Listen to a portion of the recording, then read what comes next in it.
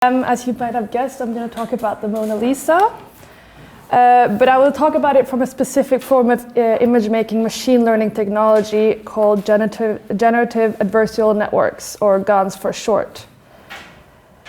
In May, Samsung AI Center in Moscow and the Skolkovo Institute of Science and Technology launched a new algorithm able to produce photorealistic images made by an algorithm that had only been exposed to a few shots of the target. And this is just a short explanatory slide. Whereas in the past, GANs were unable to produce adequately realistic results, even with major training on larger data sets, this algorithm proved remarkable. By performing a meta-learning, a pre-training on data sets, it could learn face landmarks, as you see in the illustration to the left there, which could later be applied to the target image, which I'll get back to later. Colloquially known as deepfakes. GANs are moving from the fringes into mainstream media. Recent technological improvements have increased accessibility to the public, leading to both awe and fear. And these images we're seeing here are all sections of a deepfake. The video is available on YouTube. With the latter in mind, it is common and pertinent to analyze them from a security and surveillance perspective, which I will not today. This is not to underestimate the importance of such research, rather it is an attempt to highlight the cultural significance of such technology. In a video linked with the launch, the researcher had used Leonardo's painting The Mona Lisa as a target to produce moving image sequences where it appeared the portrait is speaking. The image fascinated me. We observed one of the most revered cultural artifacts in the world move as though it were human, yet to locate a human is strikingly difficult. When her stillness and eternal aura suddenly took on a mortal form, it produced a series of wonders and gave rise for the possibility of reading recent developments within GANs in relation to the spatial and temporal understanding of the post-human subject. In this presentation, I will attempt to look at the image from a perspective of who exactly is the subject of the GANs and what is the significance of changing its temporality. As a location of pilgrimage, Mona Lisa draws an estimate of 30,000 visitors daily and is the source of constant media speculation. Reportedly, the Louvre is working on a virtual reality viewing experience to ease this stress of visitation. A distinction I want to explore in more detail, as our ability to make sense of images, make sense of mechanical reproduction is crucial in understanding how we now attempt to make sense of the GAN-modified Mona Lisa. We all know Mona Lisa mainly through reproduction, and as Walter Benjamin has famously noted, regardless of the adequate representation of a painting, a mechanical reproduction will lack the significant presence in time and space. For Willem Flusser, this difference lies in the separation of the technical image from its pre-technical counterpart. He argues that while they are both signs of scenes, pre-technical images are symbols of the scenes they signify, and technical images are symptoms of the scenes they signify. Technical images do not seem to carry the intention of the artist. They appear as faithful reproductions of the scenes they're supposed to depict. Yet the intention of the technical image is to create this illusion of the symptomatic character, so the symptomatic character hides the symbolic character. In order for us to see past this, Flusser identifies the need for techno-imagination. This will allow the observer to perceive the relationship between the machine and the functionary, or the optical device and the user of said technology. As a functionary, the user of the machine both directs and is directed by the machine at once. These optical machines do not only serve a purpose for the world as such, they also create meaning to the world and thus become ideological. How these optical devices become ideological is important. Jonathan Crary has explored this through considering optical devices of the 19th century. With the shift between the 19th and to the 20th century further expanding the potential for representation of the subject and thereby introducing new visual regimes. Such shifts might affect how we understand not only our personal engagement with the world, but also the political. It must therefore be understood within its capacity to inform and reorganize the political knowledge and social practices. Trying to develop our techno-imagination, we can gain advancement in understanding how GANs are reorganizing and modifying the visual field today. As I mentioned, my first encounter with the image created a sense of disbelief. Laura Mulvey has described this experience of viewing digitally modified image through the technological uncanny. Mulvey wrote her piece based on experience of encountering Jeff Wall's artwork, A Sudden Gust of Wind, after Hokusai, in the summer of 1994. Digital photography had just become available, allowing for new potentials within manipulation. In seeing A Sudden Gust of Wind, Mulvey describes being both fascinated and bewildered by the seemingly incompatible temporalities it depicted. Wall's image is created by combining hundreds of images into one, a technique unlikely to produce any sense of the uncanny today. That is because once we are made aware of the technology behind the image, the experience of the uncanny dissolves. There are endless modifications of the Mona Lisa online, none of which produce uncanniness. At best, they present with humor. The lack of adequate technology has meant that previous animations of the Mona Lisa have never been sufficiently fluid in movement to evoke a kindred human-like experience. With the technology used in the case study here presented, this is no longer the case. Perhaps a reason for the uncanniness lies in the difficulty in locating the human subject despite the image moving as it were a human. How artificial intelligence, or machine learning specifically, operates to produce human-like figure is opaque and to most onlookers, and even, to a certain degree, computer scientists. If we gain practical knowledge of its working, the program is usually made, even if we gain practical knowledge of its working, the program is usually made of layers of code produced by multiple programmers, so they just like stack one program on top of the other, meaning that it's really hard to fully deconstruct. So I would argue it's not only the opaqueness of the technology which is causing the technological uncanny experience, but it's also the intermediality of the format as a GIF, which presents itself with temporal incompatibilities.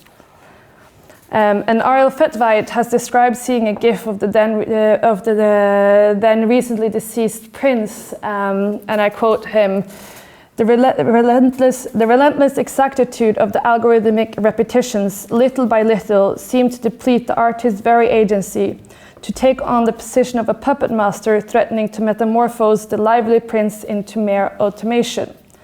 And here Fetveit compares the consequent perceptual experience with the image discussed by Roland Barthes taken of Louis Payne on death row. In the image, Fetveit returns to Barthes' description of seeing Payne in between life and death.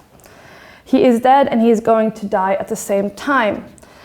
This produced a form of punctum because of the contrasting temporalities of the intention of the photographer with the viewing experience, with the viewer seeing both what will be and what has been. The GIF is neither strictly an experience of that which has been, yet the experience of nowness which a film presents is revoked and restarted with every loop. In a similar manner, the algorithmic repetitions have taken hold of Mona Lisa and locked her within automation. This temporally one is also now in between. The subjects of GAN are at the same time coming into being, a being that has been and a being in itself. However, whose agency is reduced is less clear, as Mona Lisa herself is not an image of a known and recently deceased cultural figure. So therefore, what or who is the subject who risks being metamorphosed into mere automation in the GAN modified Mona Lisa?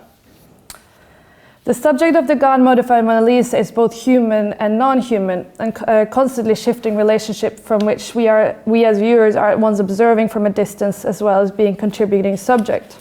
And in the interest of time, I'm only going to go through two of these subjects, but I also just want to mention that they also could arguably be I'm going to talk about the data set and the algorithm, but then there's also the corporation as a subject, and I want to just say that this can be a legal subject and therefore also a cyborg of some sort. And there's also the screen as a subject where the image is projected towards the onlooker at both human and non-human. So returning to the data as a subject. Collecting data is nothing new, it's the building block of biopolitical control. And to be a citizen is to a certain degree to allow oneself to become a calculable subject. And what has changed are the instances and scale of harvesting data. We are now, with our every move online, constantly traced, stored, and sold. And as users, we are reassured this is not about surveillance as much as about creating a sufficiently personalized experience. This image is from a commercial in the UK, and I think they're trying to sell a service where they control your credit online, your credit score through your data. Through our data traces, a shadow emerges, a data double, but these digital subjectivities are only distantly relatable to our own lived experience of subjectivity. Rather than being a stable profiles, the data is reduced into discrete information which can be reassembled according to use value. The connection between the data and the actual person is not present until it needs to be enacted, making the data performative and ephemeral. Although data may present as a person, a database subject does not require a self. And Olga Kurinova has described this as data can both be a village using a SIM card, or it can also be a compulsively socializing teenager. So it really can vary. Data is for the most part structured relationally, whereas the database give rise to the data subject as relations between parameters extracted from behavior. What data is collected is also determined by the programming of the platform and should not be considered raw or organic, but strictly relates to grammars of action available to the users. The specific data sets required to GANs is produced by Imagists, and I just want to note quickly that how this and you might be aware of the situation, but recently Flickr has, it's been revealed that Flickr has used the user's images and sold these images as data sets that can be used to create GAN images. So consequently, the image that we upload on social platforms are used to create these GANs that we saw earlier, and I will return to later. So the second subject I'm discussing, which is the algorithm, is what is used to make these data subjects from the data. And this is an algorithm sorting color. Data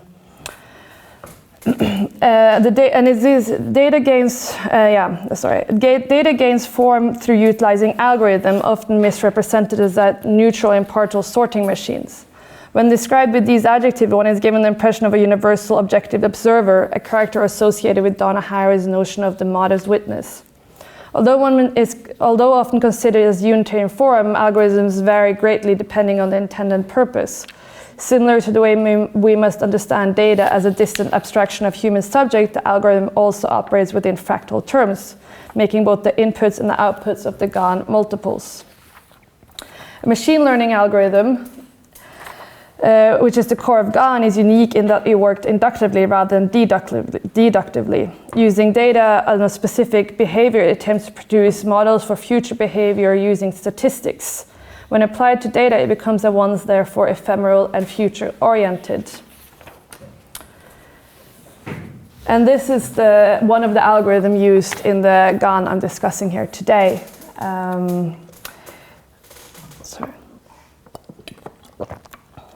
And Crary differentiates between being an observer and a spectator in his study of 19th century optical devices, whereas the latter carries connotation of a passive onlooker of spectacles. To observe is an act of looking determined by a set of possibilities, making both observing subject, and I quote, embedded in a system of conventions and limitations. When an algorithm takes on the agency as the observing subject in both producing the image and fixing the image within a loop, it determines how the human observer experiences the image. The algorithm does so within a perimeter of possibilities which are predetermined based on its programming and available data set, meaning that the algorithm both informs and is informed by its communication with the human and non-human others. As the GAN image is dependent on a network of agencies, it can be determined the image belongs to an axis of subjects. And the question then becomes how this manifests within temporal relations. And I just want to pause a moment and go back in time to the words of Walter Pater writing in the late 19th century on Mona Lisa, and I want to draw attention, I'm not going to read the whole thing, but I want to draw attention to the end where he writes that the fancy of perpetual life sweeping together 10,000 experiences is an old one, and modern philosophy has conceived the idea of humanity as wrought upon by and summing up in itself all modes of thought and life. Certainly Lady Lisa might stand as the embodiment of the old fancy and the symbol of the modern idea. And Pater takes a liberty to explore and attribute Mona Lisa multiple subjects with multiple temporalities, referencing the return of Mona Lisa's face in multiple paintings by Da Vinci. He invites us to see Mona Lisa through multiplicities. Within her image, contradictions appear, becoming the location from which Pater sees our idea of humanity summed up within all modes of life. And with this reading in mind, I want to turn to the question of converging subjectivities within temporality.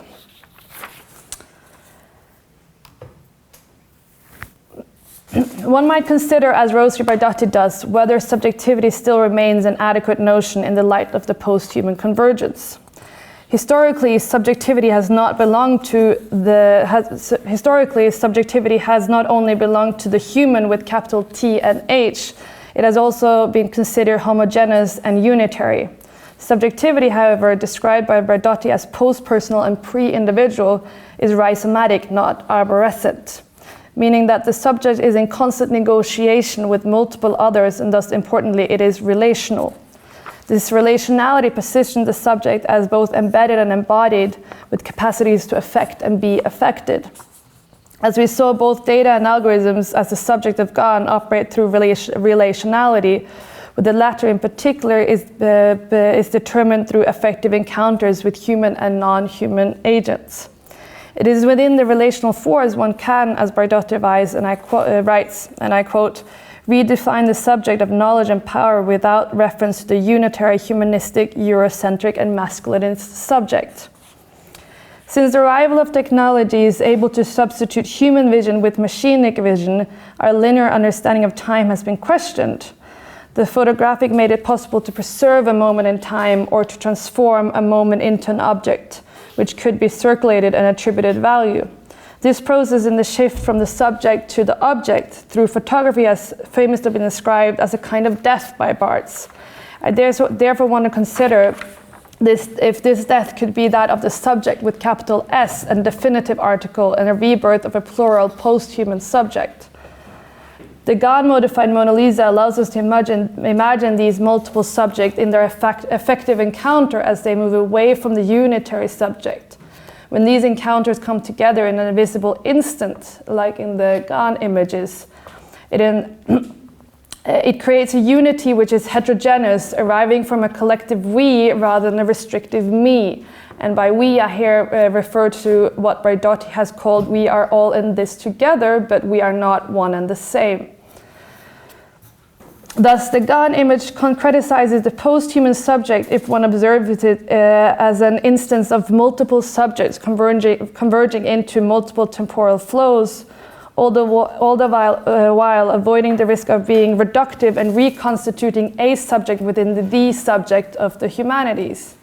Viewing our encounter with this image thus allows us to perceive it as part of a larger assemblage of vantage points to understand how we are informed socially, politically by these new technologies.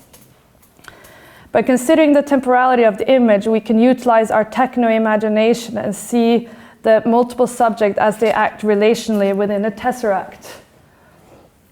Importantly, this leaves the image as a visualization of the in-between, not as an undefinable, but rather as a multiplied transpectives. Because the image is contingent on the relationality between the subject, it can never stop, and the image will be dependent on this constant change. As we can see in the three colors of Mona Lisa, where each of the little moving images, and it's the same for all of them, are derived from different data sets, which is why they present with seemingly also different personalities in their emotions. This is, so although important to understand the security concerns of deepfakes and attend to the increase of surveillance, these concerns do not help to move outside the casual fetishization of guns. Considering how the introduction of optical devices historically has altered our personal and political engagement with the world, one can assume deepfakes is likely to continue this reorganization. Therefore, by trying to build a techno-imagination which permits viewing the images by placing oneself within the tesseract, and if you don't know what a tesseract is, this is a visualization of the tesseract, and it's just a way of looking at 4D images, or a way of visualizing 4D images. By placing oneself within a tesseract from which one can begin to address the GANs with their multiple subjects, formats, and temporalities. We can do so without the simplification of the complexity.